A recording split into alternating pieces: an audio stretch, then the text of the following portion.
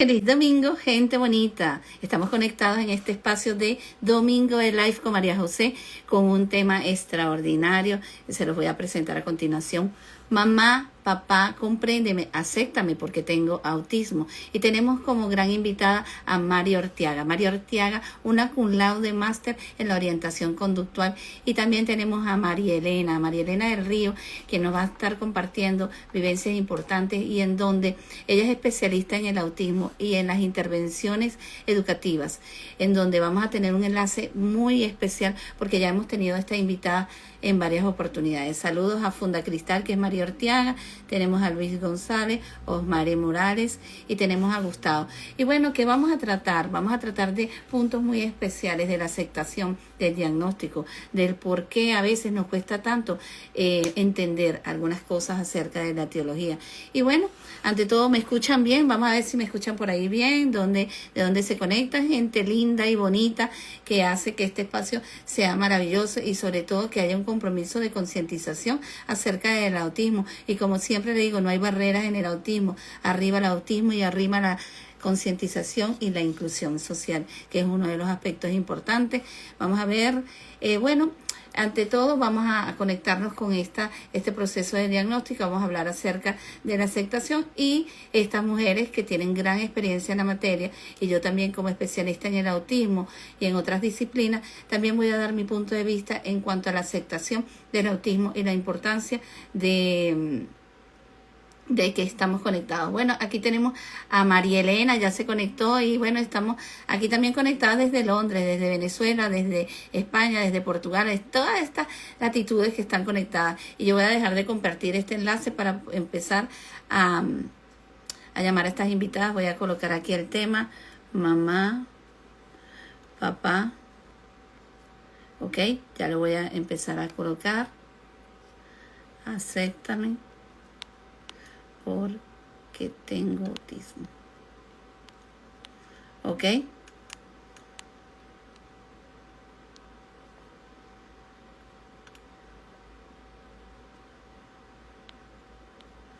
Ok, vamos a darle aquí, aquí vamos a dar, ahí, como lo puso por ahí Mari, las tres Marías nuevamente conectadas en un tema fantástico en materia del autismo y de la concientización.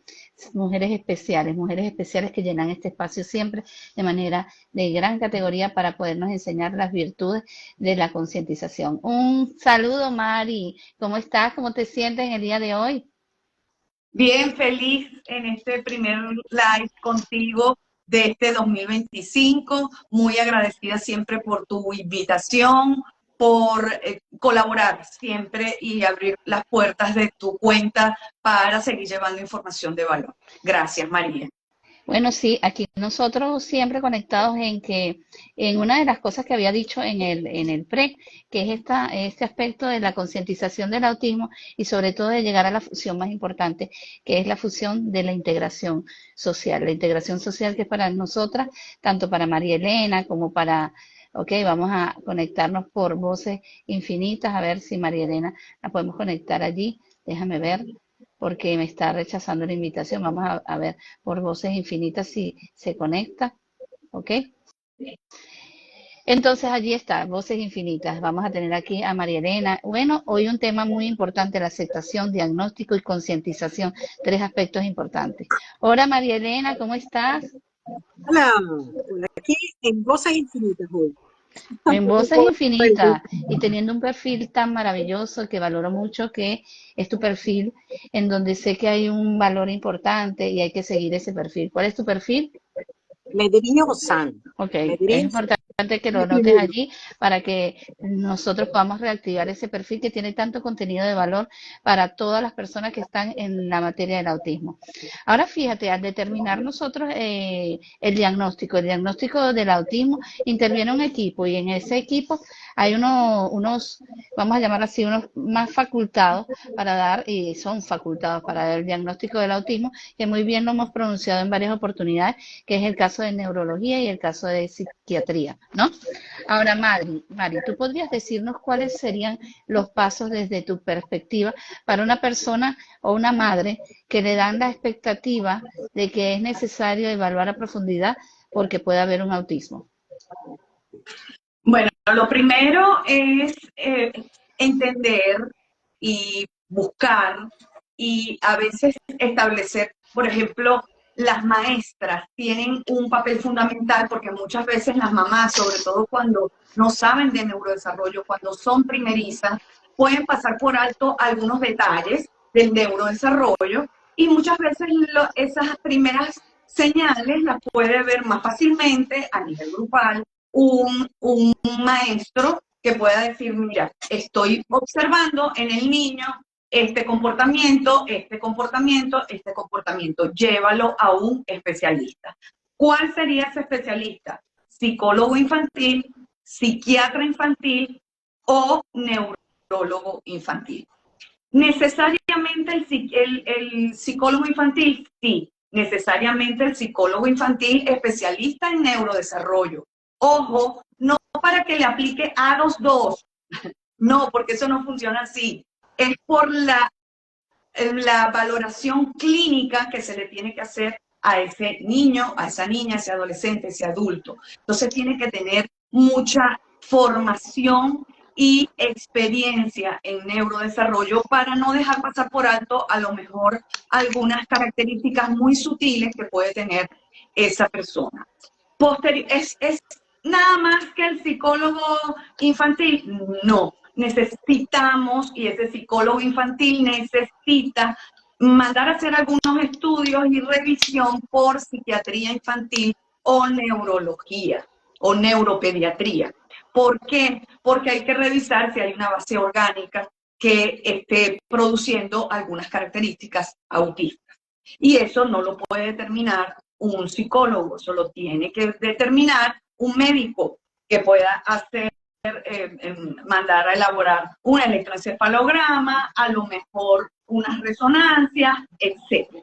Incluso exámenes de endocrino, exámenes de otro tipo, dependiendo de los hallazgos que consigan en esa evaluación. Entonces, eso es fundamental entenderlo.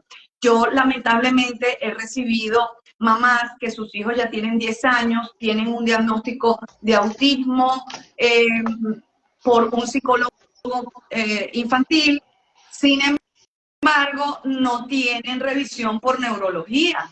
Lo han dejado pasar, o por psiquiatría. Yo coloco, acá en Venezuela no es muy fácil conseguir psiquiatras infanto-juvenil. Por eso nosotros utilizamos mucho el neuropediatra, cuando realmente el psiquiatra infanto-juvenil pues pudiera cubrir todas esas necesidades biológicas, orgánicas que pueda tener el individuo. Entonces, es indispensable y esas mamis yo siempre las remito a que busquen porque es indispensable. Incluso hay que hacer revisiones periódicas porque hay patologías o comorbilidades que no se ven reflejadas en principio, pero que a los 7 años o a los 15 años pueden verse reflejadas. O sea, hay patologías que son muy de la edad y pueden venir combinadas adicionalmente pues con el autismo. Entonces es bien importante entender eso. Ok, ahora Déjame dándonos agregarle, entendiendo. algo a lo que dijo Mari. El autismo puede venir de una forma idiopático o sindrómico. Y es importante porque el sindrómico, el autismo, es una comorbilidad de algo mucho más importante. Y cuando no se va al neurólogo, porque el neurólogo es el que puede ver la parte sindrómica, no el psiquiatra, el neurólogo, es el que verifica que todo el desarrollo neuronal y toda la parte neuronal y verifica que no esté en ningún síndrome. Entonces se confirma que el autismo es idiopático, que no hay ningún síndrome asociado o no es resultado de un síndrome, que sí puede tener un síndrome asociado. Es el principal, es el autismo, y por eso hay que ir, es muy importante, cuando ya el neurólogo descarta que no hay ninguna desviación biológica, en- que sea confirmable con todo lo que se conoce ahorita, avance de la ciencia, entonces ya todo va a conducta conductual y va al psicólogo. Pero es un trabajo de los dos. Una desviación que empieza a ver conductual y hay que a ver que no sea algo biológico primero. Exacto. Y uno de los Exactamente. detalles que también hablamos muchas veces cuando vamos a hablar de un diagnóstico es que muchas veces llegan a la casa del psicólogo por primera instancia. Entonces, ahí hay un camino importante. ¿Por qué? Porque tenemos que hacer unas remisiones para estos especialistas porque ellos determinan totalmente la funcionabilidad del diagnóstico, ¿no? Ahora, cuando nosotros tenemos un diagnóstico de autismo, la familia determina, es un cambio determinante en la familia, ¿ok? Porque ya hay un nombre, porque ya hay una etiología y porque también hay los buscadores. Empezamos a buscar en Google, empezamos a investigar y investigar sin cesar. Y muchas veces nos damos cuenta que a veces es bueno y a veces no es bueno, ¿no? ¿Qué podrías decirnos, María Elena, de esa familia que cambia su vida, se transforma con el diagnóstico del autismo? ¿Qué recomendación podrías darle a esta familia al tener un diagnóstico del autismo? Mira, es inevitable. Cuando uno tiene un diagnóstico, lo que sea, uno sospecha de algo, uno va primero a San Google. O sea, es inevitable. Lo que tenemos que entender es que no necesariamente lo que leemos es la verdad, porque y sobre todo en esta época que hay muchos blogs que hablan paja y llenan la parte digital de basura, de información muy basura.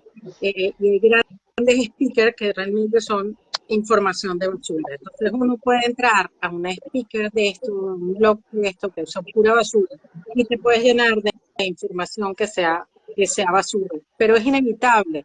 Entonces uno tiene que aprender a contrastar. Pero lo mejor es que cuando uno tiene una sospecha ir al médico, ir a un neurólogo, o sea, no es normal, porque no lo es, y lo sé yo ahora, porque a mí, yo tuve una muy mala experiencia con eso, pero no es normal que tú a los 9 meses, 10 meses, tu hijo no diga alguna palabra y no señale. No es normal, y entonces hay que ir a ver, porque no es normal, y ya está. Tienes que ir a ver qué es lo que está pasando, porque hay una desviación del neurodesarrollo, y hay que ir. Y eso lo deberían saber ya los cuidadores.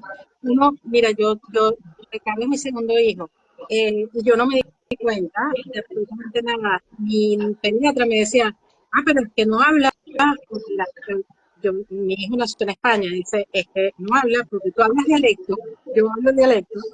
En mi casa hablábamos italiano, para que aprendiera un segundo idioma. Y entonces decían, habla italiano. No, tú hablas dialecto, lo metiste en un colegio que hablan español, castizo, e inglés. ¿En qué idioma va a hablar? ¿En qué idioma va a hablar? Pues era normal, anormal, porque mamá, saliste en todos los idiomas muy parecidos. Y después había un montón de cosas que la pediatra no lo vio, ni el colegio lo vio, ni sonaron todas las alarmas. Y fue una vecina de mi casa que me dijo, tu hijo ya lo diagnosticaron de autista. Y yo me iba muriendo. Fue la primera vez que yo oí esa palabra, que no fuera más allá de la película de Rainman. De mi casa me metí a San Google, vi los 11 casos de cáncer y empecé a leerlo y dije, lo tengo, lo tengo, lo tengo, lo tengo, lo tengo, lo tengo, lo tengo. Lo vi todo, lo tengo, y le grité a mi marido, Daniel, Ricardo es autista. Ese fue mi diagnóstico. De allí a confirmarlo, y confirmamos, o sea, que entramos y a los 10 minutos ya está confirmado. No tuvieron que empezar a dos ni nada, o sea, lo tienen, ya está. Ok. Y así fue, y te cambia la vida, te parte la vida en dos, absolutamente, porque tú tenías un hijo ideal, entierras a tu hijo ideal y empiezas a entrar a una realidad diferente. Una vez que asumes tu realidad, Ok, hay una cosa interesante que tú manifiestas, es la incertidumbre que tienen las madres o los padres también, los dos en común, en esa montaña rusa de que hay algo que no sé, pero sé que no está bien y tengo que investigarla. Y un aspecto muy importante es irme a lo puntual, ir a un médico, ir a alguien que asertivamente me diga esto se llama así, por esto y por esto, pero es inevitable el señor Google también de no tocarlo, porque él siempre nos va a dar directrices. Ahora, ¿qué pasa si, por ejemplo, estos padres se enfrentan a recibir el diagnóstico y tienen ese desafío como tal? ¿Cuáles serían los pasos más elementales, María Elena, para que ellos acepten el diagnóstico? Mira, las situaciones individuales, no hay ningún paso. Hay gente que lo asume rapidito, hay familias en donde ellas lo asumen más rápido y él más tarde, o al contrario, yo conozco familias donde el papá lo asumió y la madre se tardó como 3 o 4 años en asumirlo, o no lo asume jamás. O sea, ahí esto es un proceso interior y no hay ninguna ayuda, ninguna pauta. Es como fuimos educados a enfrentar las crisis y los problemas. Y es como fuimos educados. No hay forma, lamentablemente no conozco ninguna forma para hacer a alguien reaccionar más que darle información, pero es que una persona que no quiere ser informado no va a ser informado. Entonces tú puedes darle disponibilidad de información y que el tiempo decida si esta persona va a asumir o no el diagnóstico. Es lo que yo creo. No sé qué dice Mari. Ahora, Bueno, María, sí, María, eso quería decirte, ¿de qué manera puedes ver tú la forma de bueno, aceptación? no lo voy a relatar por mí misma porque por mí misma eh, pienso igual, o sea, que va a depender mucho de tu historia, de tu temperamento, de cómo seas tú. A mí me gusta mucho hablar o me gusta que a mí me hablen sin rodeos, me hablen de manera muy directa. Otros papás ven eso como agresivo. Entonces, eso va a depender mucho de cada familia. Va a depender mucho de tus expectativas. Va a depender mucho incluso de cómo ves la infancia. Porque si te vas hacia atrás, yo me pongo a ver y yo particularmente, yo no tenía expectativas con mi hijo más allá de que estuviera, como dice todo el mundo, ay, que esté sanito. Más nada, o sea, yo no estaba, nunca soñé que mis hijos iban a ser o basquetbolistas o reina de belleza o no, eso ha llegado porque ellos han decidido, pero realmente la infancia no se ve así. La infancia se ve como algo muy romantizado, donde los papás esperan algo de retribución de parte de los hijos. Eso es muy latino también. Entonces va a depender de todas esas cosas. Sin embargo, lo primero es que alguien te hable claro, sin romanticismo, sin ser confrontativo, pero que te hable claro. Tu hijo tiene tal diagnóstico. A mí me llegan, yo no doy diagnósticos, a mí me llegan ya con el diagnóstico, pero he tenido familias, mamás, que me dicen, no, es que la psicólogo me dice que él no tiene nada, y cuando tú lees el informe, lees que tiene el diagnóstico.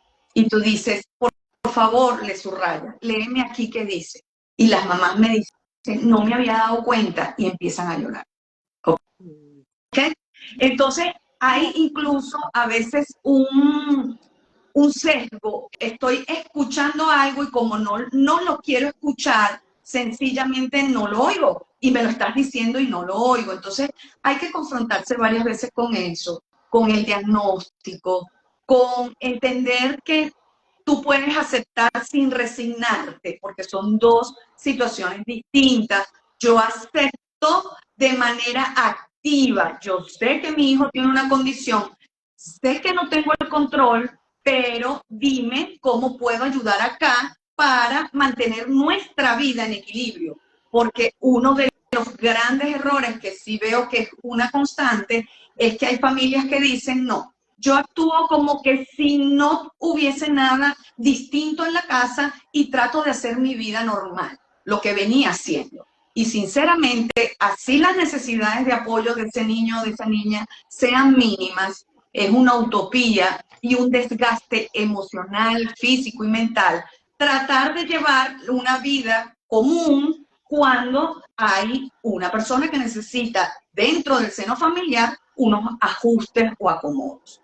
Entonces, es un proceso, como dice María Elena. Creo que lo importante es tener muy claro el diagnóstico, porque hay la otra parte. Me dicen que está expectante autista. No sé qué es eso, pero ese diagnóstico me llega. Expectante autística, que hay que esperar. No sé bien qué es lo que tienes que esperar, pero hay psicólogos y neurólogos que te dicen que hay que esperar. ¿Qué? No lo sé. ¿Será que se preparen mejor para la siguiente visita el especialista para poder ver si realmente tiene o no? O sea, no entiendo eso. Y ese tipo de diagnóstico, ese tipo de información, lo que hace es demorar un proceso. Lo El proceso de que hacen es aceptación. Sí. confundir más esa familia y tenerla en un estado expectante emocionalmente hablando. Entonces, yo creo que ese tipo de información no debe llegar así de un especialista. Creo que el especialista debe ser honesto, ser ético y decir, mira, llévalo a donde fulano, que es especialista en neurodesarrollo. Pero no dar, mira, he conseguido diagnósticos y me han pedido asesoría reciente por eso, porque el diagnóstico es que según el A22, un psicólogo, según el A22, no puntúa lo suficiente para tener autismo, pero tiene características autistas. ¿Tú crees que eso no, lo que hace no es confundir más a esa mamá? De hecho, yo le pregunto a la mamá, ¿cómo te sientes con este diagnóstico? Me dijo, no sé qué pensar, no sé por dónde ir, o sea, no sé qué hacer. Por eso es la asesoría. Imagínate tú. Entonces, tienes que ser muy honesto. Mira, yo no sé pasar esto, yo no sé observar, yo solo paso un A2 y si tienes suficientes características te voy a decir que sí, pero si no te voy a decir que no porque no conozco el neurodesarrollo. A lo mejor no con esas palabras, pero sí ser muy ético y decir, mira, aquí hay, en Caracas sobre todo, hay especialistas en neurodesarrollo, puedes ir a donde fulano, sutano o mengano para que Nadie lo va a veas. reconocer que es pirata y que es mediocre. Nadie lo va a reconocer. Bueno, hay varias formas de decir lo mismo. Fíjate que Yo yo prefiero pienso decirlo así. que en el proceso de aprendizaje de cualquier especialista, por ejemplo, en el campo de psicología y de psiquiatría y neurología también me atrevo a decirlo, cada quien tiene que tener un patrón muy ético de saber cuáles son las directrices. Si yo, por ejemplo, a mí me ha pasado de tener unos síndromes que son nuevos, para mí son novedad, y yo no tengo ni idea de lo que está pasando aquí, y yo llamo al SOS. Y no lo voy a negar, pues yo prefiero llamar al SOS a dar un diagnóstico Claro, que alado por los cabellos, que no sé nada. Y hay algo importante, ese se presume características autísticas, o es autista o no es autista, pero se presume no hay. Es como yo le decía, inclusive con un diagnóstico de un niño que siento que era así el diagnóstico, siento que haya un autismo y tal vez con una comorbilidad de TDAH. El tal vez no me sonó y el pienso menos. Entonces, ¿qué es lo que nosotros aclaramos? Señora, vote el diagnóstico y vaya y busque otro especialista. Porque, ¿qué pasa? Esto realmente es una montaña rusa, no solamente para los padres, para los especialistas cuando el caso es complicado, porque también nosotros hablamos que la montaña rusa es de yo ver al niño que hoy me habló mucho y me miró, y yo veo que el otro día no me miró, no interactuó, y otro día estaba fantástico, y yo tengo que tener mucho tiempo, porque eso también es parte del proceso de concientización. El diagnóstico no se da en una sesión, el diagnóstico no se da a prisa, el diagnóstico lleva un proceso, e inclusive yo interactúo con los padres, yo no doy el diagnóstico, pero sé características del autismo, yo apenas lo veo, lo vuelo, como dicen. Entonces, ¿qué pasa? Yo tengo que hablar con la madre y decirle qué es lo atípico que tú ves, qué es lo que tú no entiendes de él. Porque, ¿qué pasa? No hay persona que me pueda dar los datos más suficientes que una madre. Y yo sé cuando una madre está en un proceso no de no aceptación, de negación, a que no hay una realidad que no está fuera del parámetro. Entonces, ¿qué ocurre con esto? Yo pienso que el proceso de aceptación del autismo y de que los padres permitan, es que nosotros también toquemos esa ventanita de los padres y le digamos, vamos a pensar en la realidad, en el presente, no en lo que tú esperas o lo que tú crees que viste y no existe. Eso también es muy importante. ¿Qué piensas, María Elena, de este aspecto de tener una conversación desde el trasfondo de madre al mismo tiempo compañera de este niño y al mismo Yo tiempo de para que deja pueda... que Mari quiere decir, Quiero cerrar algo en beneficio de los especialistas, para que no crean que uno está aquí. Eh, a veces el especialista hace un diagnóstico a los 3 años, por ejemplo, y voy a poner el ejemplo muy claro, autismo tipo 1. Y resulta que a los 7, cuando vuelve, es un TDAH. Entonces dice, el especialista se equivocó. No, ahí no se equivocó. Ahí no se equivocó. Lo que pasa es que hay diagnósticos que no puedes dar antes de los 6, 7 años y pueden confundirse en un momento determinado. ¿Ok? Entonces, hay cosas, y eso es solo un ejemplo. Hay diagnósticos que a muy temprana edad, incluso puedes arrojar un diagnóstico y después a los 4 o 5 años, después de un abordaje, después de una serie de apoyos que se le dan al niño o a la niña, cambia. O sea, los diagnósticos no son estáticos, ¿ok? Y va a depender también mucho de la edad. Eso en beneficio de los especialistas, porque no todos se equivocan tampoco, ¿ok? Ok. Bueno, María Elena, mi ¿qué pregunta, piensas tú de ese aspecto de que hay que tocar la ventana de los padres, tener la información de los padres? Porque yo pienso que es la vivencia fiel de lo que está pasando. Y si no tienen esta noción de encaminarse a la realidad, encaminarlos y darnos a entender que tiene que ser un trabajo en equipo. mira, yo conozco muy pocas historias, muy pocas, en donde el especialista ya el diagnóstico a los padres le pregunta cómo se siente y le dan un plan de acción. Conozco muy pocas historias. Lo normal es que te digan tu hija es autista y búscate la vida. Ya, págame la consulta y chao. Eso es lo normal. Y es la historia. Y eso, punto de que yo ya sabía, o sea, cuando la vecina me dijo, me dio el diagnóstico prácticamente en la piscina de mi casa. Y yo fui a Google a buscar y todo. Cuando yo fui al especialista, prácticamente me dijo eso. Yo tuve que buscarme mi camino para entender y saber cuál era el plan de acción, porque no me dieron plan de acción. Y eso es un poco de tacto, y eso es un poco de ética, y un poco de conocer, de dónde gente, porque el especialista es el que más sabe, por Dios, y si eres psicólogo, sabes exactamente cuál es los siguientes pasos.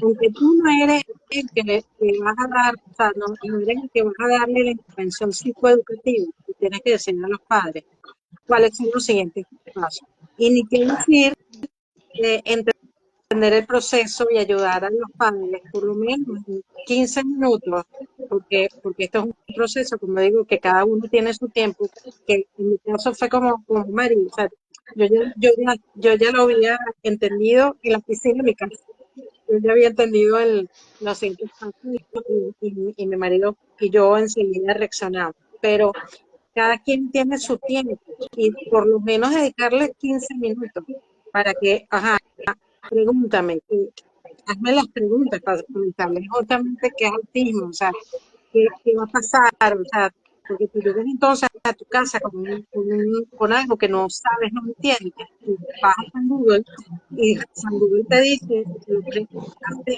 10 años cuando yo tuve mi diagnóstico mío, te dice que el 75% de los autistas tienen retraso mental y van a un colegio especial. A mí me iba dando un infarto, porque yo tenía mi hijo de educación especial gigantesco. A mí me iba dando un infarto todo esto. Imagínate ahora que con el espectro, todos estos son porcentajes. Antes del 2013, ahorita los porcentajes son totalmente distintos. El 75% de los autistas tienen un CI promedio, o sea, y no van a colegios especiales. Entonces, ¿qué pasa si tu hijo sí tiene un autismo severo? O sea, hay tanto porque es un espectro, entonces, pero tú no sabes absolutamente nada. Y el especialista te tiene que dar un tiempo para que tú le hagas preguntas. Y aunque te quedes en blanco, porque uno, realmente yo creo que uno se queda en blanco y uno lo que quiere es salir corriendo con el Sí, diagnóstico en la mano y correr como corre con todo Estados Unidos para ver si uno reacciona. El médico te tiene, el especialista te tiene que empujar un poco, que hagas preguntas o darte las preguntas, las primeras a veces, uno, dos, tres preguntas que se imaginan, qué es el autismo, el pronóstico y cuáles son los primeros pasos que tienes que dar. Que yo creo que eso va a ayudar a aceptar, o por lo menos darte una brújula en la oscuridad total cuando te lo dan. Es lo que es, y yo creo que es lo elemental, yo creo que no es lo que a mí me hubiera gustado, sino yo creo que es algo elemental como ser humano, es lo mínimo que te pueden dar cuando te dan el diagnóstico. Sí, y hay una etapa muy importante que es cuando te dan el diagnóstico, llegar al proceso de aceptación. Es difícil no pensar que hay un duelo. Hay un duelo porque de manera indirecta tienes a un hijo pensado, no lo tienes con etiqueta ya, pero lo tienes pensado y llega una palabra que hace ruido. Aquí tengo un comentario de Mica Cruel que dice, lo primero que debe hacer una madre es rogarle a Dios que le coloque personas profesionales empáticos y conscientes por los primeros pasos en el camino. No es nada fácil el autismo de hoy. Hay otros comentarios aquí que quería leerlo de Luis Wittek que dice, ¿qué podemos hacer cuando tenemos que hacer exámenes médicos, terapias, tutores? Tuve que priorizar este año la parte médica para revisar neurológicamente en el gastro alergias alimenticias. También eso es otro detalle, la complejidad del espectro que nos llega a funcionar en buscar en otros aspectos. Había otro comentario eh, Hay para un ver. mito, los médicos son los primeros que usan los mitos, entonces ¿qué más? autismo es Sí, igual a alergia al gluten y dieta. O sea, autismo es igual a dieta, fíjate, porque el segundo cerebro es más importante, porque es el estómago piensa por ti y no saben de neuronas, no saben de lo desarrollo, no, autismo. Me puedo morir por eso, o sea, yo me muero, fíjate, el autismo es complicado en general. Es complicado porque no hay un 2 más 2. Es decir, no hay un protocolo fijo para todos. A lo Exacto. mejor un niño diagnosticado con autismo nivel 1 requiere ya de inmediato psicopedagogía, pero a lo mejor no requiere terapista de lenguaje de manera inmediata porque su lenguaje está bastante adecuado a su edad. Ese tipo de cosas hacen mucho más difícil el abordaje y tienes que tener especialistas muy bien formados para saber cuál es el plan de acción y no copiar y pegar el plan de acción del otro para este niño. Eso lo hace más complejo. No es lo mismo en otras condiciones. Por ejemplo, no es lo mismo un chiquito con síndrome de Down, porque a donde tú vayas, tú sabes que tiene que tener una exploración cardiovascular, endocrina, o sea, ya hay unos protocolos que Ujú. están previamente establecidos. En autismo no puede haber un protocolo tan estricto porque varía de persona a persona y las necesidades de un niño, aún teniendo el mismo diagnóstico que el otro, no van a ser las mismas. Entonces, allí hay una complejidad. Ciertamente, cuando hablamos de procesos y de procesos emocionales como la aceptación, eso va a variar de familia en familia, de persona en persona, y no hay un tiempo que tú puedas cuantificar. Incluso se está hablando, y yo creo, o sea, yo tiendo a verlo de esa manera, que en el autismo la aceptación es cíclica. ¿Ok? ¿Por qué? Porque yo acepto el diagnóstico, hago lo que debo hacer, porque eso es una de las ventajas que tiene el aceptar. Cuando tú aceptas, empiezas a ver dónde realmente tengo incidencia para meterme por allí. Eso es lo que le voy a dar. No me voy a quedar aquí tratando de quitarle el autismo porque sé que no se lo voy a poder quitar, pero si no lo acepto, quiero quitarle el autismo. ¿Sí me sigue? Entonces, lo primero es aceptar para decir, bueno, sí, tiene autismo y yo puedo hacer esto, esto, esto. Económicamente, acá en los países latinos, ¿qué puedo hacer? Porque también eso es la parte del recurso económico, tiene un impacto también significativo. Entonces, ¿cómo voy a priorizar esto? Y saber que, bueno, cada niño va a necesitar algo diferente y para eso es el especialista. Definitivamente creo que hay que dejarlo siempre por escrito, el plan de acción. ¿Por qué? Porque como mamá o sea, acepté, arranco, pero en el camino se complejiza algo y puedo volver a caer, ¿saben? Por eso es que dicen que en el autismo la aceptación es cíclica. La diferencia es que como ya aceptaste el diagnóstico, sales mucho más rápido de cualquier otra cosa que tengas que aceptar a posteriori, ¿ok? Porque, ok, yo acepto el diagnóstico, el niño es no hablante y empiezo a trabajar en cuanto a terapias de hablar y hablar, pero veo que pasaron 5 años y sigue siendo no hablante. Y dices, wow, ya pasaron, ya mi hijo tiene 10 años. Y entonces ahí puedes caer nuevamente en un proceso de aceptación y decir, bueno, como que después de 10 años sí necesito un sistema alternativo aumentativo de comunicación o apoyos visuales, como que le voy a escribir a María Elena. No, Después de 10 años. De los 2 años, entonces, es el año y medio. Entonces, claro que no, o sea, claro que tiene que ser mucho antes, pero entonces allí vuelvo a caer en un proceso de aceptar, de replanteamiento y un largo etcétera. ¿Ok? Entonces dicen es eso, que es cíclico. A veces incluso en el camino tienes autismo, pero en una determinada edad sale una comorbilidad y entonces ahí vuelve otra vez un proceso de aceptación, obviamente mucho más rápido porque ya tienes la experiencia previa. Okay. Aquí hay un comentario de Beatriz que nos dice, hola, por ejemplo, si el psicólogo arroja en el informe un autismo tipo 1 con trastorno sensorial y coloca en las recomendaciones terapia ocupacional especialista en integración sensorial. Bueno, fíjate, eso es un avance importante porque ya le da una directriz a la madre para saber lo que es. Aquí dice, es válido que se le solicite el perfil sensorial y las recomendaciones para el aula.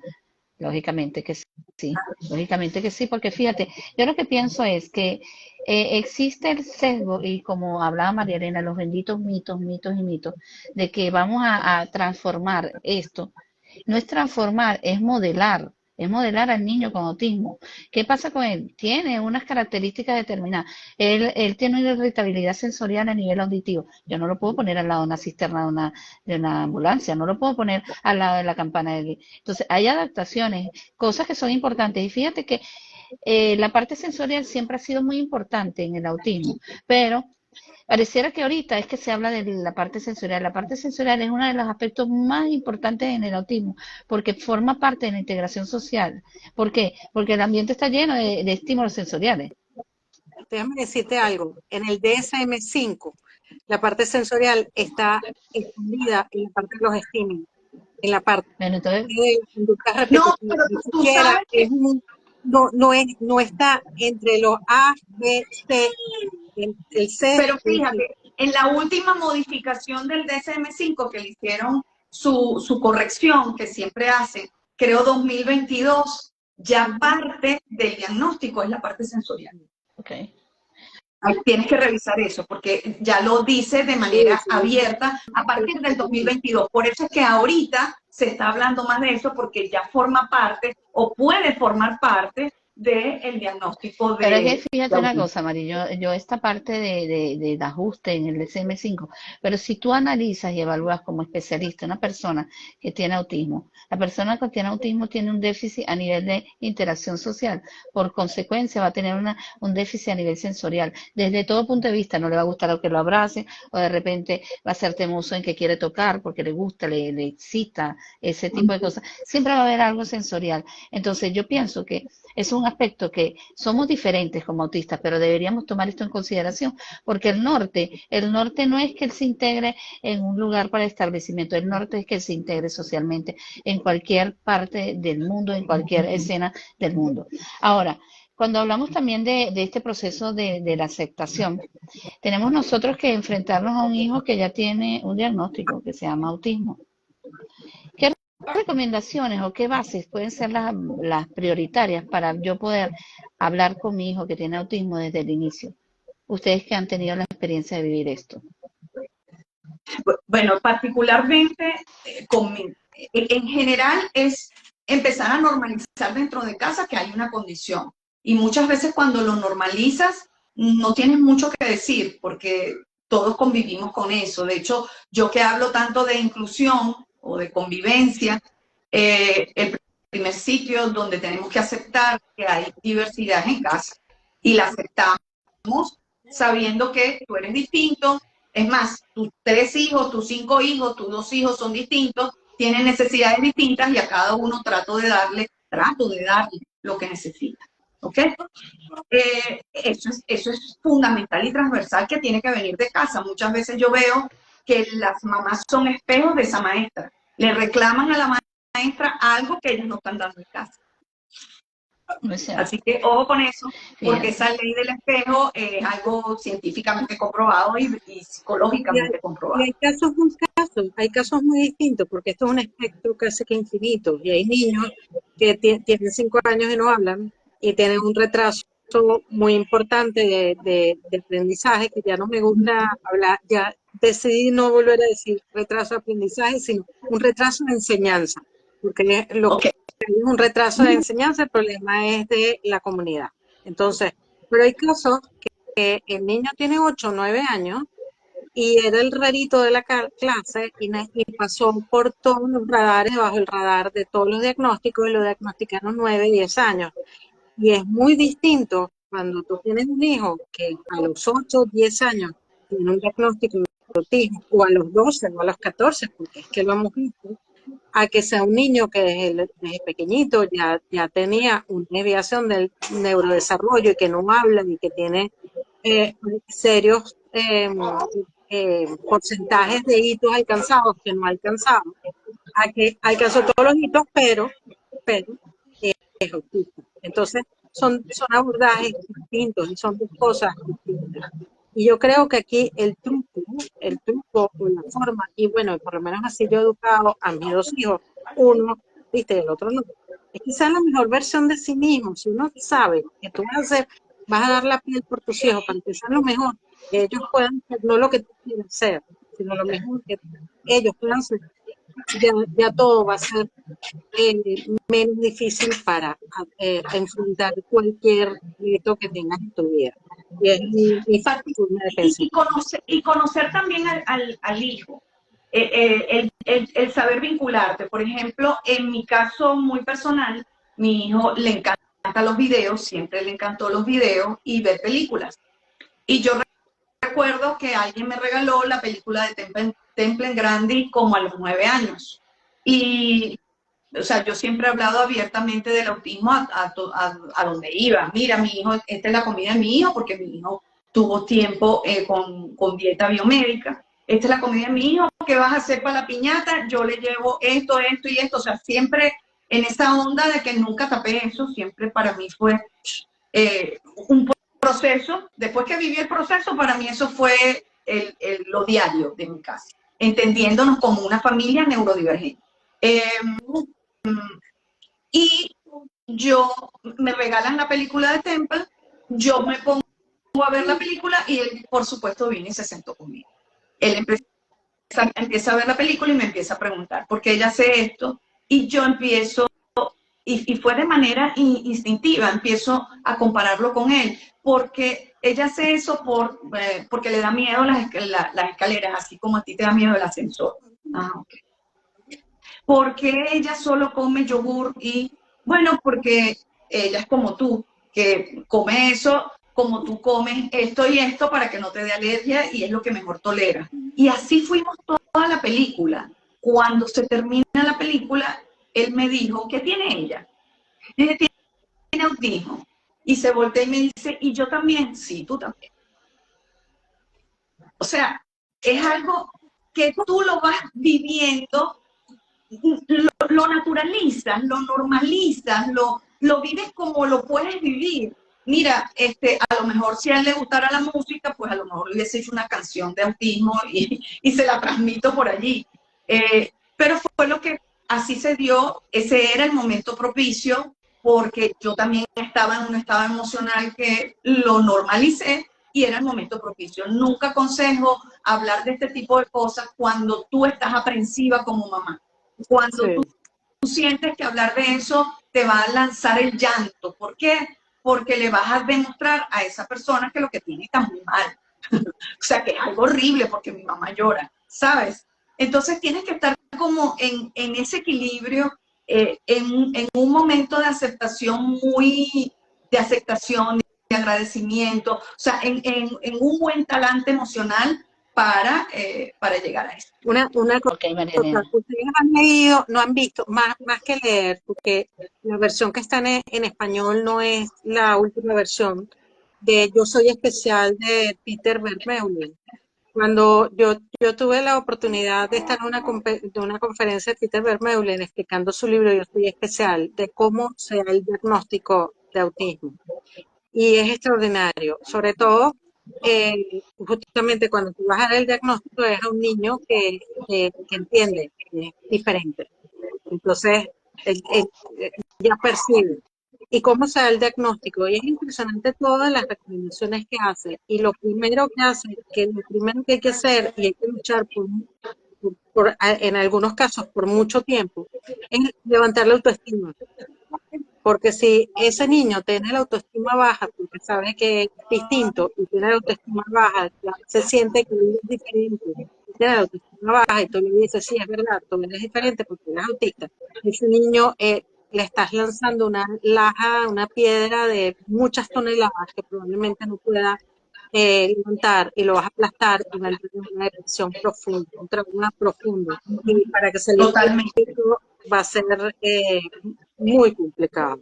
En cambio, si tú le levantas la autoestima y está con su autoestima a tope y ya, una vez que ya no le importa que sea diferente, porque tienes la autoestima levantada, ¿y cómo haces para levantar la autoestima?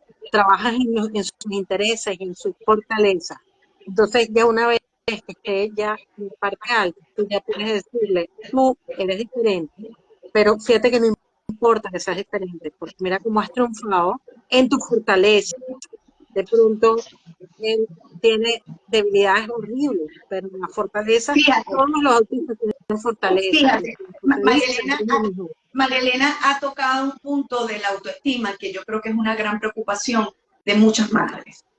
Y realmente, en mi experiencia, la única forma de mantener la autoestima de tus hijos, independientemente de la condición diagnóstica que tengan, mantenerla a tope, o sea, que sea una autoestima adecuada, es cuando tú como mamá, como cuidador, la tienes.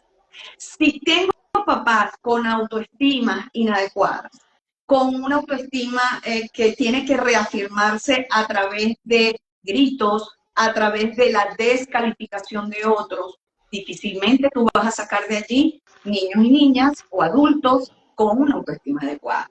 Entonces, para trabajar la autoestima, independientemente que tengas un diagnóstico y no te fijes en las debilidades, sino te enfoques en las carencias, y si te fijas en las debilidades es para aprender de ellas, porque todos vamos a cometer errores y todos tenemos que aprender de esos errores. No conozco a nadie que no cometa errores hasta el último día de su vida, ¿ok? O sea, somos esto, Sí, y aprendemos fíjate, incluso a través del error. Pero eso está muy bien, pero si yo como mamá no estoy fortalecida en mi autoestima, o yo como abuelita cuidadora no estoy fortalecida en mi autoestima y sigo manejando creencias limitantes, etcétera, definitivamente no vas a poder transmitirle que tengo una autoestima adecuada en ningún momento, porque todo eso va a ser algo de parafernalia. Eso No, no va no a llegar cabe, a no, fondo. y alguien que no fíjense el puede. detalle que hablamos aquí del proceso también de la inclusión social, en donde también está este problema de la autoestima, de cómo yo hablo de mi hijo en el ambiente. Eso es un boom que pasa en muchas madres con autismo. Pero ¿qué ocurre? El niño sabe, porque él está relacionándose y sabe que hay diferencias en el medio y que el medio lamentablemente hay que sobrevivir. El niño con autismo sobrevive en un medio social. ¿Y qué ocurre con él? Él nota que el muchachito lo ve diferente, este hace un comentario, el otro hace otro comentario, y este es un boom emocional también para el niño, que el niño necesita nombre. Yo necesito que tú me digas qué ¿Qué carrizo es lo que es? yo tengo. Si Uh-huh. te lo dice a su manera, por ejemplo, él está en una interacción en un grupo y ven que lo rechaza, él va a buscar a la figura protectora, que es a la mamá. Y si la mamá no tiene una fortaleza emocional de explicarle sutilmente cómo es el proceso, esto no se va a encaminar. Entonces, no lo podemos comprender si nosotros no aceptamos como principal persona. Si los padres no se concientizan en aceptar, y yo, como decía una madre que tiene un hijo con autismo, y yo siempre le digo que ella es una guerrera, ella dice, a mí me toca a mi hijo un solo perito, y es que yo ronco. ¿Por qué? Porque él va a integrarse en ese juego, en ese paseo, en lo que sea, pero él va. Es decir, que ella sabe el diagnóstico, el niño sabe el diagnóstico y están claros en un nivel de que la aceptación social es necesaria, ¿ok? Aquí yo tengo una pregunta que está esperando hace rato, que es de Gisela Arriaza, y me dice, me preocupa mucho la falta de apoyo en los colegios privados, la capacitación de los docentes en materia de inclusión en el TEA. Ese también es otro proceso importante que es importante considerar. ¿Cómo yo puedo aceptar y comprender a un niño si yo no me formo? Y no trato de buscar el por qué, qué es lo que tiene, porque a mí yo he llegado a colegios que me dicen, yo no tengo ni idea qué es lo que eso es, o qué es lo que pasa. ¿Y qué ocurre? Hay docentes que no saben y tienen que la escuela, y sobre todo si hay una inclusión, tiene que formar. Y tienen de una u otra manera integrar todo el equipo para poder demostrarle que este niño puede ser integrado. Porque ¿qué vive? Aquí hablamos, y lamentablemente es una palabra que no me gusta decirlo, pero con depósitos de niños, en donde hay niños metidos en unidades que son inclusivas, pero no se le está brindando ninguna, porque no sé cómo tratar a este niño que tiene estereotipias, que repite tantas veces y que no tiene paciencia a las personas. Ahora, en este caso de esta pregunta, Mari, la desinformación y la inclusión en los colegios es un aspecto Bueno, bien importante. fíjate, y yo me voy a ir más arriba, yo me voy un escalón más arriba porque por todo lo que he visto en este último año, ya no es la maestra que se tiene que formar. Los directores escolares, ¿dónde están? ¿Qué es lo que están dirigiendo? O sea, la parte administrativa, o sea, díganme qué es lo que dirigen, porque ya me tienen aquí estoy.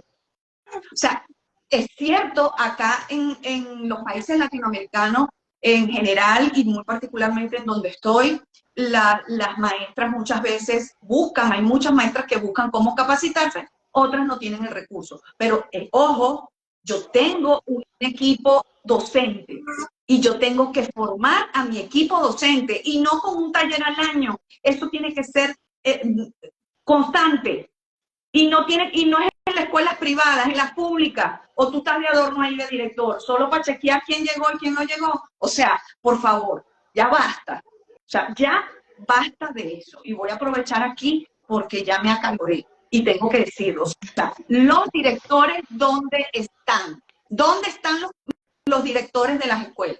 Ah, hasta que reciban la primera denuncia, entonces ahí sí empiezan a buscar pañitos de agua caliente para que hagan algo ahí como puedan y se olvidaron nuevamente hasta que llega la próxima denuncia. Cónchole, qué irresponsabilidad tan grande. No solo con los niños y niñas, con tu personal docente que trabajan para ti, bajo tu mando. O sea, qué pena. O sea, realmente qué pena. Entonces no es solamente con las maestras que se tienen que capacitar. ¿Por qué? Porque las políticas, culturas y prácticas inclusivas vienen de la cabeza. Entonces muchas veces también me he conseguido maestras que quieren hacer cambios y el director le dice no, hacen mucha bulla si hacen esa actividad, aquí no se puede. Exactamente. ¿Por qué? Porque los directores no están formados. Vienen con las mismas creencias de hace 30 años atrás. Mira, yo te voy a decir desde mi punto de vista que y me disculpa el chaparrón, pero me tocaste una tecla que tengo viva. Por ejemplo, pero fíjate algo, yo que trabajo en una escuela inclusiva en las tardes, voy y superviso esa escuela. Yo veo que ese aspecto del director o directivo siempre está marcado. Entonces, ¿qué ocurre? Si yo voy a crear una inclusión social, yo tengo que darme cuenta cuáles son en qué pie yo cojo. Porque, ¿qué ocurre? Como yo lo dije hace rato, si yo estoy ante un síndrome que yo ni lo conozco, ni tengo ni la menor idea, lo que estoy es tirando cohetes, no lo voy a decir que no, que tengo que ir al señor Google y tengo que buscar apoyo, SOS. Entonces, claro. ¿Qué pasa con este directivo? Si yo no sé, yo soy el primero que me tengo que formar y tengo que darme cuenta que si yo no sé y yo soy el que lleva la directriz, yo tengo que formar por correlación a los demás. Y hay algo que yo, por ejemplo, ahí sí trueno, que es la parte de no formar al equipo. Aquí vamos como arriando a niños sin conocer la necesidad. Porque, ¿qué pasa, por ejemplo? Hay niños que pasan de entrar de una manera, un niño con autismo, y sale de la escuela totalmente cambiado, algo deformado. Y discúlpenme que se lo diga así. O tiene un aumento de estereotipia, o el niño está copiando conductas irregularmente, porque no hay un control. Entonces, ahora, esta polémica de la falta de información y capacitación lleva una connotación a que la madre desiste muchas veces. El niño sale con una cantidad de conductas que no son apropiadas y el proceso no se da. Ahora, para yo aceptar a un niño con autismo en una escuela, ¿cuáles son los requisitos que necesita o te pide una escuela especial, María Elena, en el caso de Ricardo? Aquí, los requisitos, realmente un diagnóstico, Okay. eso es otra cosa, o sea, estás en otra dimensión, ¿no? No puedes comparar Inglaterra o Reino Unido con Europa, ni siquiera con España, no conozco Portugal. Solamente tiene que tener un diagnóstico y ya debe ser nivel 2, alguna parte nivel 2. De hecho, aquí los colegios especiales se dividen en dos tipos, ¿no? Nivel 1, nivel 2, o nivel 2, nivel 3. Entonces tienen que tener un nivel 2, porque si fuera nada más nivel 1, los colegios tienen todo, o sea, tienen, no los colegios, no, el Estado le da todo el presupuesto que necesita el niño para que tenga todos los soportes en el colegio. Y ese presupuesto va con el niño. Si los padres están en Londres y se mudan a Manchester, ese presupuesto se va con el niño a Manchester. O si se mudan siempre que están en Inglaterra, si se mudan a Escocia, ya entonces cambia a otro tipo ya desconozco cómo sería en Escocia. Estoy hablando en Inglaterra, el presupuesto se une en Inglaterra. Yo no sé cuántos colegios hay especiales aquí en Inglaterra. En Londres yo conocí 18 colegios especiales que nada más quedaban en un radio de 1 hora de mi casa. Londres es extremadamente grande y nada más conocí la cuarta parte de los colegios que habían en mi casa a 1 hora y habían 32 y nada más conocí 18 colegios especiales y cada uno era mejor que el otro de los colegios especiales que hay acá. O sea que las dimensiones que hay acá son absolutamente distintas y se supone que el Estado te da todos los soportes que necesita el niño para estar en los colegios. Ahora, con todo que aquí es uno de los mejores sitios para ser autista, definitivamente por todas las investigaciones que he hecho en Europa y en los Estados Unidos es un asco ser autista. Discúlpenme por lo que estoy diciendo, pero es verdad. Nada más el 17% de de los profesores en Inglaterra están formados. Solamente el 17, y es uno de los mejores sitios donde hay más presupuesto y donde hay más soporte al autismo. Entonces, cuando tú ves que es uno de los países punta, todavía están tan bajos que puedes esperar de Portugal, o que puedes esperar de España, o que puedes esperar de Alemania, que puedes esperar de los otros países. Entonces, es realmente preocupante. Entonces, no sé, la percepción que se tiene sobre los colegios especiales, los que puedan tener ustedes, es absolutamente de acuerdo a la experiencia que hay, de lo que han vivido en los países en donde viven ustedes. Aquí es absolutamente distinto. Los colegios especiales sí dan currículum, el currículum nacional, solamente que dependiendo del tipo de autismo, pues es un currículum pocamente adaptado o bastante adaptado o es un currículum informal. Prácticamente no es currículum, sino se trata de acercarse lo mejor posible del currículum dependiendo de cada uno de los niños. Y realmente todos los colegios hacen ni les cuento de cómo hacen para integrarlos a la vida y a la comunidad y a todo, cómo hacen que toda la comunidad se integre al colegio, que el colegio se integre a la comunidad.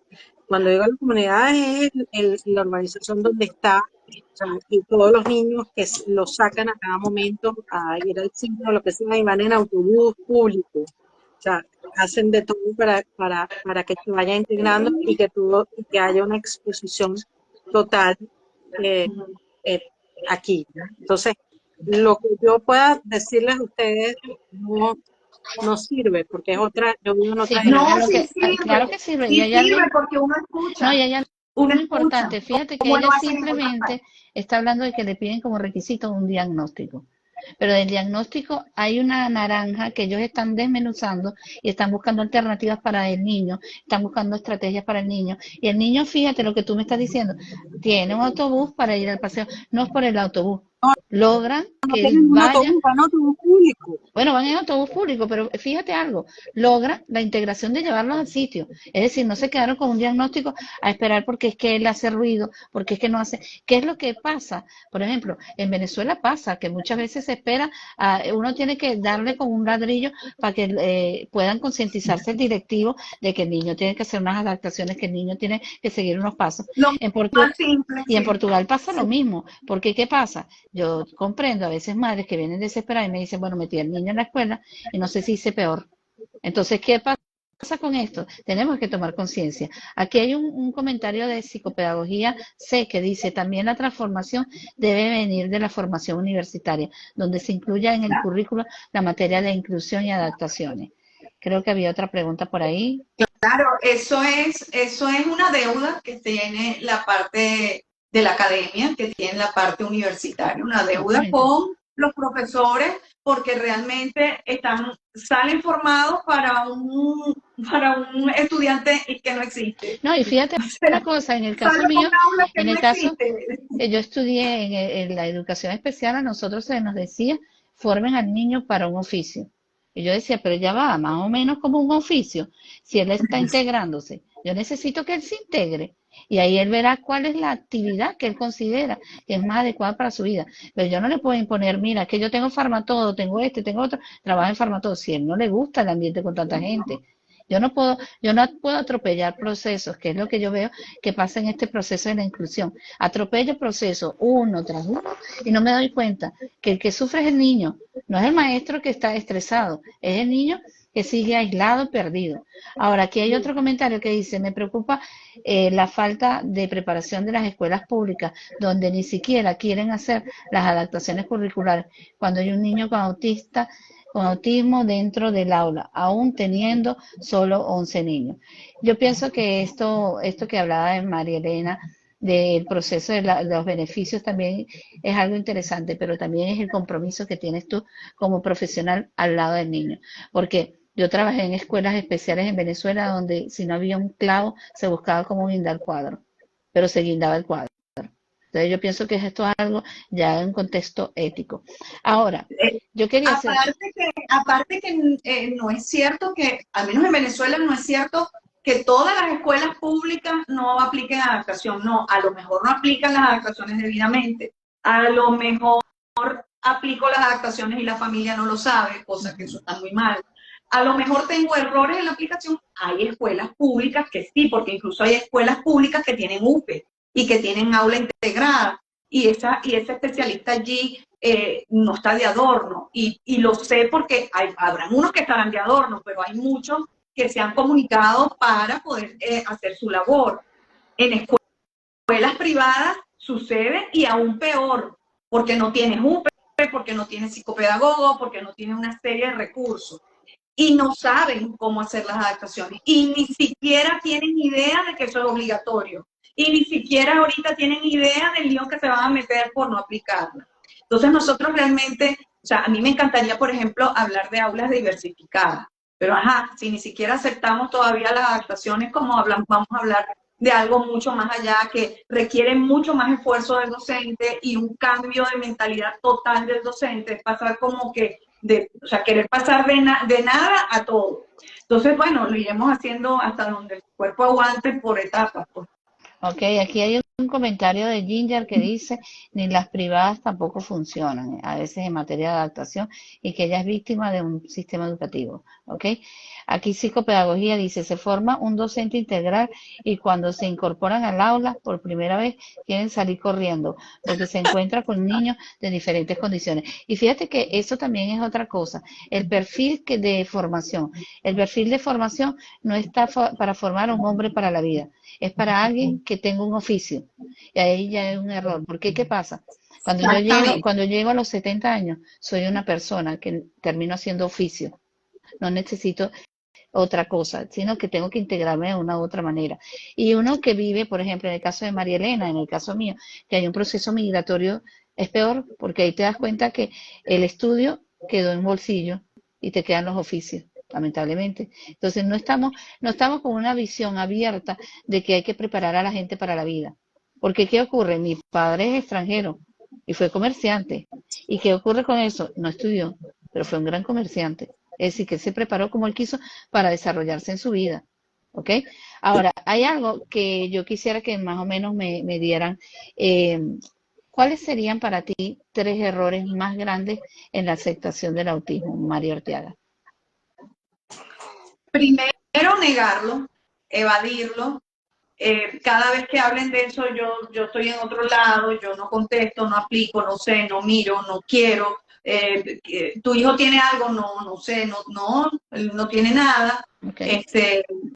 El diagnóstico me lo he dicho. Yo creo que ese es el peor error porque estás perdiendo un tiempo maravilloso para hacer cosas productivas por tu hijo.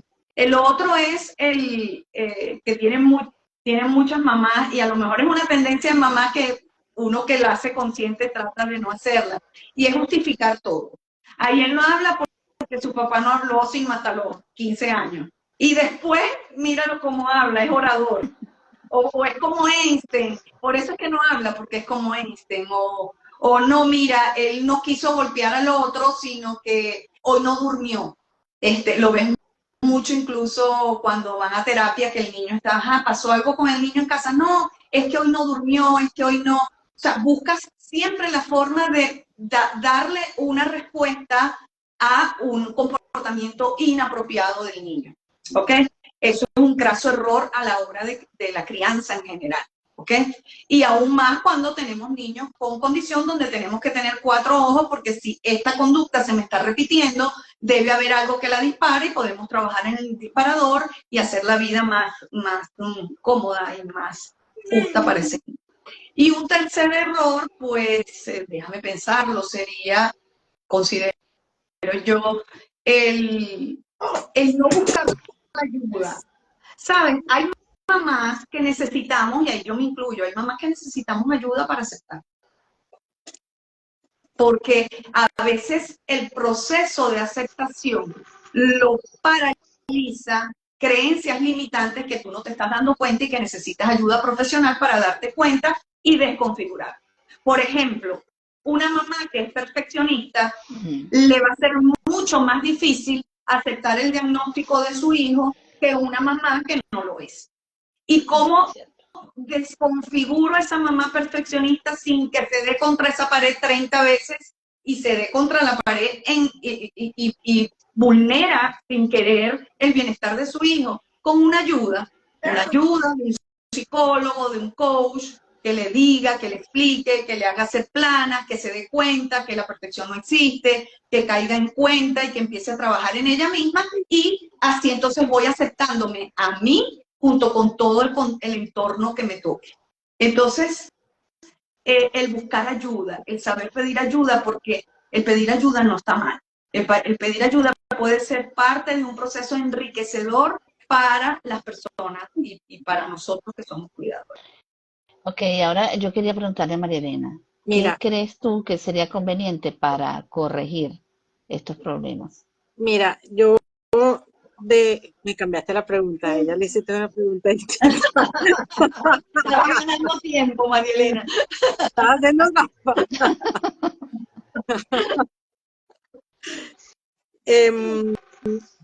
¿Cómo corregir los tres No, problemas que corregir los errores que ocurren en la aceptación de un hijo con autismo.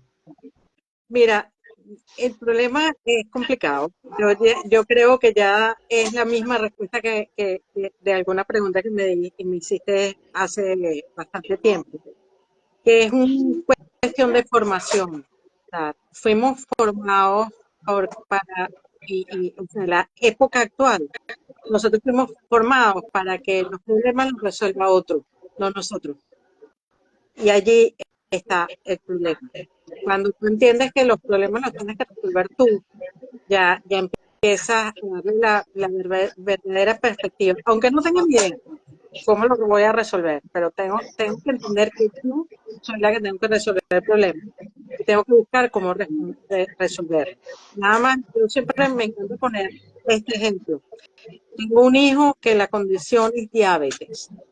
Entonces, yo tengo que resolver el problema. Voy a un médico, pam, pum, pam, me explica lo que sea. Pero yo tengo que aprender sobre insulina, cómo se inyecta la insulina y alimentos para regular el azúcar. Yo no tengo que ser médico, no tengo que, yo nada más tengo que tener esas 3 cosas básicas, ¿no? Y entonces, yo ni siquiera tengo que calcular cuánta insulina tengo que darle, sino que ya el médico me dice, si tú ves que tienes una baja de azúcar, tú le das 12 cc de esto y ya está, entonces nada más. Y la inyección se hace así y aprendes 4 o 5 cosas básicas y con eso funcionan en la vida. Si la cosa se sale, vas al médico y demás. Si tú tienes una condición, un hijo con una condición de diabetes y tú aprendes 5 cosas, porque si tú tienes un hijo autista, no aprendes esas 5 cosas. Porque no son 5, Mari. Bueno, son Son un muchas más. montón de cosas, son muchas cosas, pero la número uno, y tú sabes que yo me encargo de esa número uno y siempre la explico, son los apoyos visuales, que es lo más escondido, Sí, lo que menos se habla, lo que nadie entiende. Y lo que dicen es que no se los pongas primero porque ni siquiera los llaman como deben ser y los llaman pictogramas, y pictograma es uno de las docenas de apoyos visuales que hay. No, es que mi hijo ya habla y no los uso. Uno ya empezó a hablar y ya los dejó usar. Es que no entienden, no tienen ni somera idea. Los apoyos visuales deben perdurar para todo el ciclo vital y que el 80% de nuestros grandes desafíos los solucionamos con apoyos visuales. El otro 20% de nuestros grandes desafíos no se solucionan con apoyos visuales, pero cuando busques la solución, los escribes en apoyos visuales para que nuestro hijo pueda ser independiente. Así que eso es algo que nadie lo sabe, nadie lo conoce, nadie lo instruye y empieza a ver ese error desde arriba, desde la base, desde los terapeutas que no están formados y no entienden, para abajo. Entonces no lo saben los terapeutas, no lo saben los doctores, no lo saben los psiquiatras. No. Tu hijo hay que ponerle aripiprazol, hay que darle... Y mira, tu hijo tiene estructura, tiene flexibilidad, tiene apoyo visual en casa. No tiene, vamos a empezar con eso antes de medicarlo. Eso no lo dice ninguno. Bueno, y te voy a para ahondar en lo que está diciendo María Elena. Hay mamás que no permiten que les des apoyos visuales, porque tienen la creencia limitante de que no van a hablar o de que si su situación está empeorando porque tiene apoyos visuales. Por mí, entonces, parte incluso de la aceptación es decir, si esto es lo que necesita, esto es lo que tengo que darle, porque nadie tiene una bola de cristal para saber lo que va a pasar en años. Sí. Pero sí tenemos accesibilidad a información que puedes aplicar hoy en día, que mucha gente incluso los primeros pasos los puedes dar gratuitos y formarte en eso para darle lo que ese niño necesita y en el camino verás que vas retirando, que no necesita y vas cambiando. Las formaciones que yo he visto es pictogramas, cómo aplicas pictogramas y pones pictogramas hasta en la sopa y eso es un error tan grande. Yo voy a dar una masterclass el próximo domingo, pero eso es una información absolutamente tan errada, tan sesgada, o sea, lo veo orgullosa. Una persona me mostró hace semana y media, toda orgullosa, mira el council, yo fui al council, al ayuntamiento, y mira cómo está lleno de apoyos visuales de Arasaka. Y yo me molesté y cogí una furia y me decía, ¿pero por qué estás furiosa? Tú que estás llamando a los autistas que van a hacer un trámite, niños, los estás insultando, estás infantilizando, porque no puedes poner pictogramas en la sopa. Y entonces todo el mundo, no, es autista, y así como ponen dieta de gluten y le ponen dieta, los pictogramas a todo el mundo y pictogramas hasta en la sopa. Y no puede ser así. No, y fíjate que hay una connotación de lo que se llaman las claves visuales. Las claves visuales son necesarias para el neurotípico y el no neurotípico. Por eso es que ya viene de ahí el error. Porque ¿qué ocurre? Yo vivo con muchas claves visuales. Yo tengo aquí una clave visual, yo tengo muchas claves visuales y de hecho ellas me ayudan a orientarme. Si yo un día estoy sentada aquí en el computador y digo, no sé qué voy a hacer, yo miro la clave visual y me orienta. Es decir, que el aspecto de la normalidad no lo usan, que es un aspecto que también focaliza a la madre a poder saber qué camino es más asertivo para llegar a un comportamiento o por lo menos tener una reacción. Porque ¿qué pasa? Cuando tú le pones una clave visual a un niño que no tiene, no es verbal, de repente el desesperarse de quererte mostrar y tú no prestar la atención, puede llegar a un momento de hablarte. Porque ha pasado, yo lo he tenido, yo lo he vivido. Entonces, ¿qué ocurre? Ujú. La clave visual es algo importante para el desempeño de cualquier persona. Para todo Ahora, aquí, el ciclo vital, para todo el ciclo vital. Claro, Realmente claro. aquí hay una lo evoluciona, se adaptan a cada una de las personas, no es que todos se tienen que adaptar a los pictogramas, no. exacto, Hasta para regular la vida en sociedad. Para eso tienes las señales de tránsito, el semáforo, los exactamente. indicadores, o sea, te quitaron el indicador cuando vas por una carretera y te perdiste.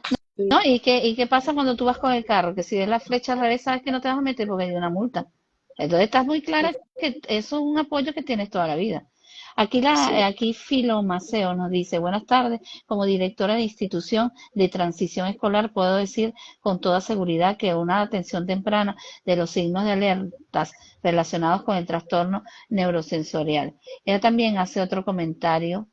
Aquí ella hace otro comentario que dice, neurodesarrollo es maravilloso lo que se puede lograr en función a la regulación y adaptación de la jornada y aprendizaje escolar. Insisto que hay que iniciar desde meses el aprendizaje.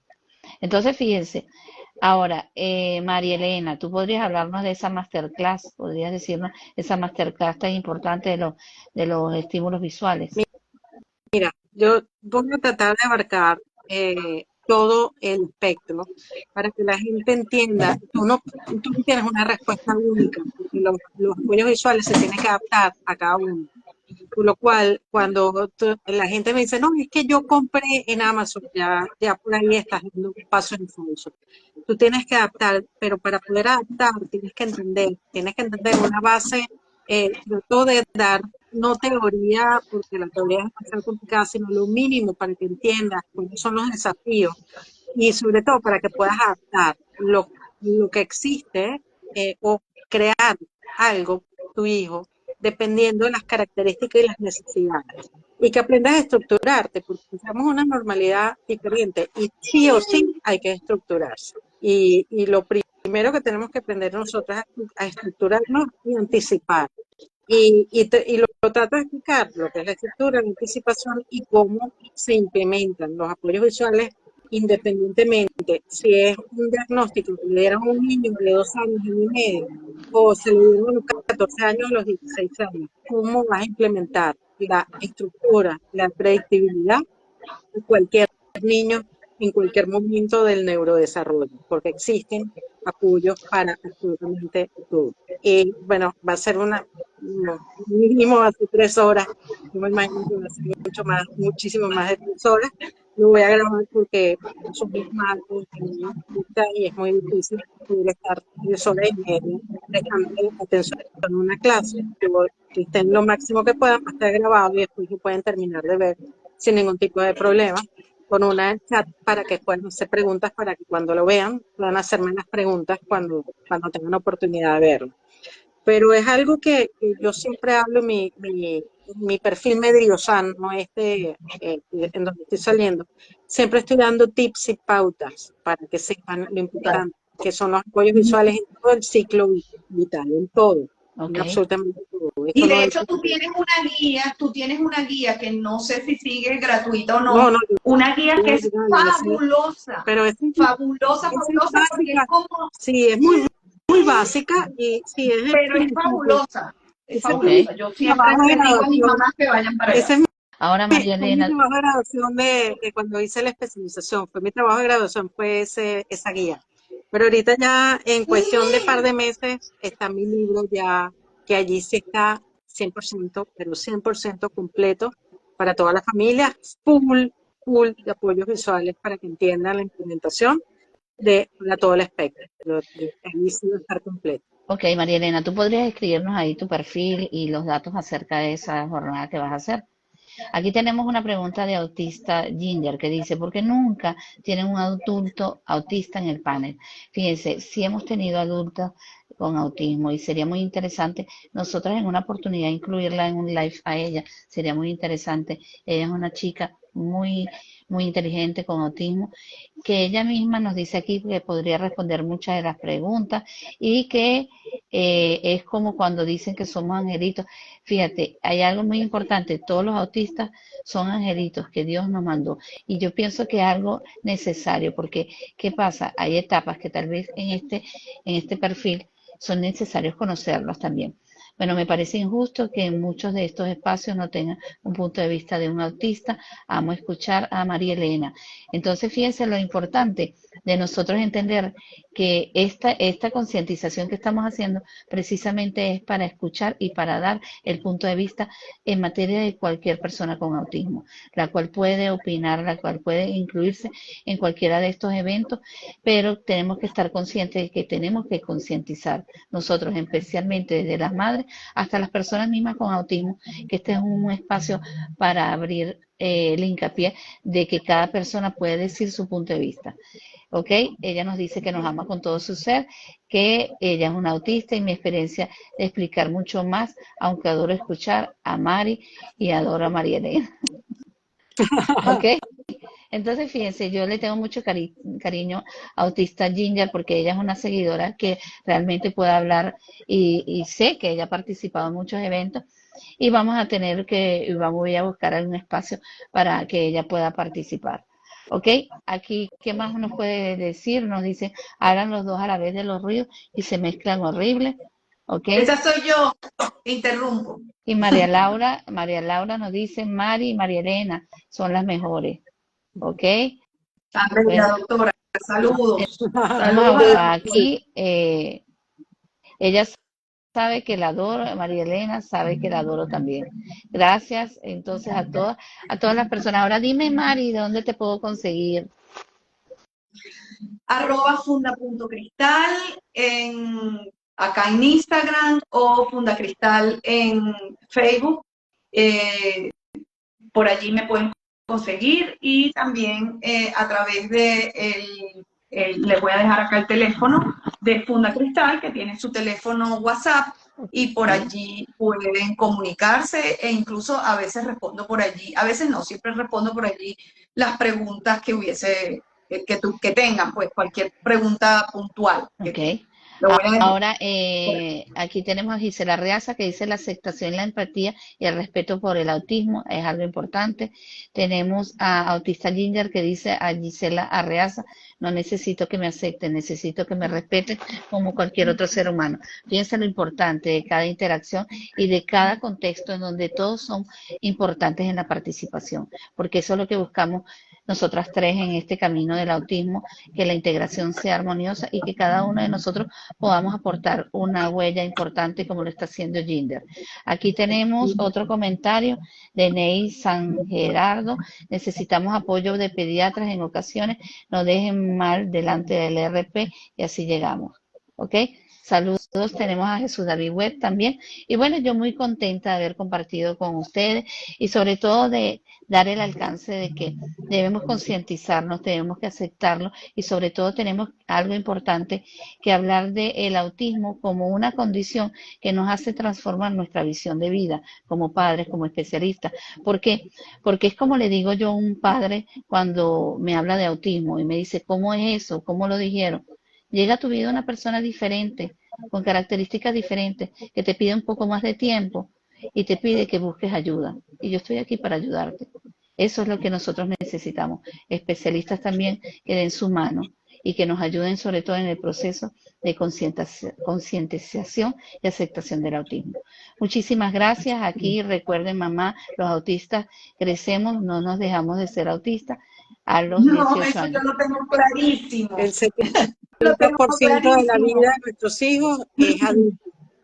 Sí. Muchísimas gracias a todos los que se conectaron. Muchísimas gracias a todos los mensajes. Y nos vemos en otro domingo de Live con María José con un tema especial. Recuerden seguir a estas dos señoras extraordinarias. Gracias, Mari. Chao. Gracias, Mari. Un placer, Marilena. Chao. Bye.